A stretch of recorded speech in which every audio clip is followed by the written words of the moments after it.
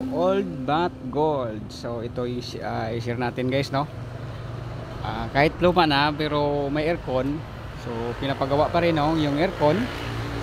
Siyempre i-share natin kahit medyo luma, but old but gold. So ito, nilagyan natin ng gauge. Siyempre yung first check natin gauge, so naka 0 siya, so empty, walang laman ng kanyang system. So okay, samahan niyo ako guys para i-check to. Hanapin natin yung kung anong yung problema sa inyong leak. Alright, so mag-umpisa tayo sa evaporator. Ito na kanya evaporator. So yun o, binabayan lang ng ating best friend. Yan. So buksan natin.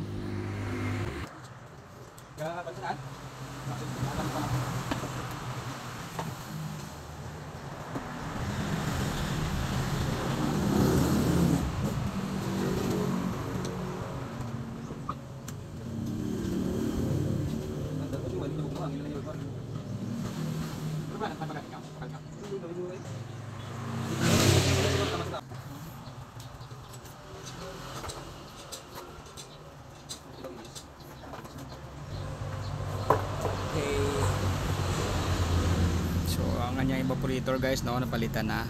Tapos bagong bago. Yan. So siyempre check pa rin natin, kasi natanggal na naman. Check na lang natin to. Pag wala, balik natin, tapos maghanap tayo ng mga leak sa labas ng mga line. Okay. Alright, so okay, good pong unit kasi bago, wala siyang leak. Kiningan na lang tapos ibalik. Tapos dito yung housing ng blower, tinanggal na rin natin para makiningan kasi yun, no, maraming ano guys. Yan.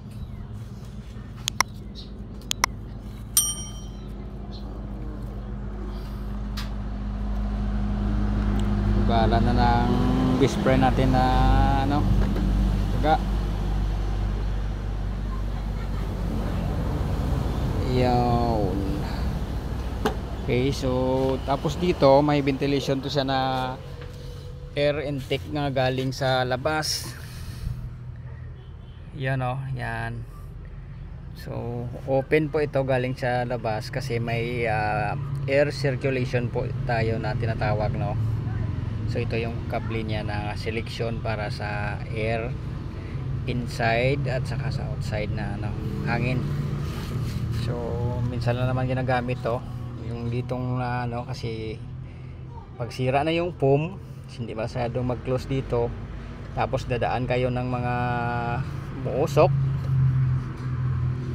so papasok po yung mga amoy or ano. So gagawin natin dito guys, no, tapalan natin to ng Crepsol, i-close natin to. Mas maganda sana kung steel plate para hindi na magagalaw ni best friend. So pang samantala lang muna na ilagay natin dito yung Crepsol lang. Then, tapos balik natin yung blower saka evaporator para mag check tayo sa linya sa labas kung may mga leak siya, no? Okay. Okay, so nasimbolan natin yung evaporator. Tapos wala tayong makita na mga sign dito ng langis na condenser sa compressor din, no? So yung mga o-ring niya lang na mga sira, pinalitan natin. Tapos dating gawi, check natin tong axis valve needle. Mas mabuti na check muna natin to.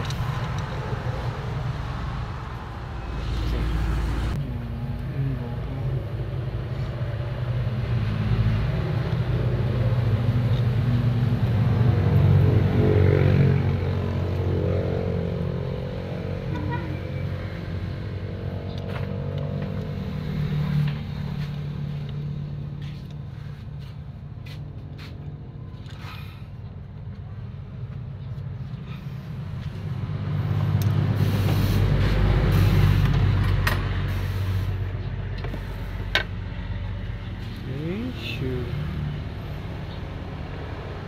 Okay, so good po ang kanya needle, no? So yan ang spring. Okay, so, okay, good.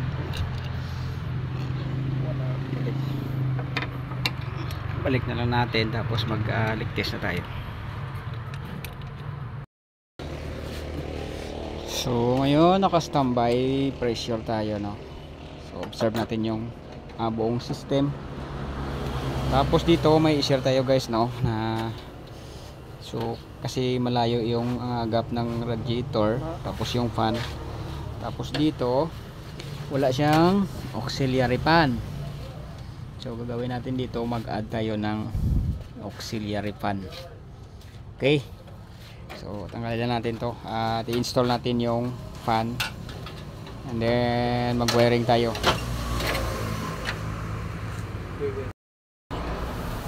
Okay, so yan, lagay na natin yung fan. So strap lang natin, good naman yan. So yeah, okay na. So dahil mo relax, ari. So mag-wiring nito, no, yung isa dito ground, yung isa sa relay. So kapag baliktad yung ikot, baliktarin nyo lang tong connection. Tapos mag-wiring, kapti. Okay, so ulit bali ito 30 ito ng relay, tapos dalawang ET7. So ito ilagay ito sa battery. Itong isa ET5, ito ET6. Kahit saan dito sa dalawa pwede man to magbaliktad. Lagay po itong isa sa ground, itong isa sa coil ng compressor, yung positive ng compressor. Yan, tapos dito ET7, ito yung load papunta dito sa isang koneksyon ng fan. Okay. Okay, so start na tayo. So try natin ba na rin yung aircon kung tama ba yung ikot ng ating fan. Okay, on aircon. Yan. So good na. Bali ang design niya to, buga siya papunta doon yung init. So okay na guys, no? So next i-drawing po natin kung hindi niyo makuha yung ating sinabi kanina sa mga connection sa relay. Pwede rin natin na i-drawing sa susunod nating magkabit tayo na ulit ng auxiliary fan, no? Ayan, so good na po. So may nakuha tayong reading dito na 35 PSI. So mababa siya. Good ang kanyang lamig. Ayan, so kahit pa paano, kahit luma na guys, no, so magawaan pa rin natin yan ng paraan para lumamig at magamit pa ang kanyang aircon. Yan, okay, good na. Tapos pala dito nag-convert po ako dito ng mechanical thermostat kasi sira na to yung kanyang electronic. So naglagay tayo ng mechanical doon na thermostat. Ito yun, no, naglagay tayo. Okay, so next ituro natin yan guys, paano maglagay ng mechanical kung electronic pa or sa stock pa. Okay, so yun lang ating mai-share dito guys, no. So regarding dun sa leak, siguro kasi matagal ito hindi nagamit kasi nawala yung lamig. So hindi nila nagamit siguro yung itong bumigay yung thermostat, so hindi nila ginagamit. Pero hanggang naubos yung kasi yung mga o-ring dito wasak na ito. So pinalitan na lang natin yan ng makinig pa ako din, sir. Yan, sira na. So ganun pa rin, no, pausilbaran natin yung system kay sir, and then siyempre magbigay tayo sa kanya ng garantiya sa ating mga ginawa dito. So observe na lang po ito guys, no. So yun lang ating may share dito guys. So thanks for watching ulit, and God bless po.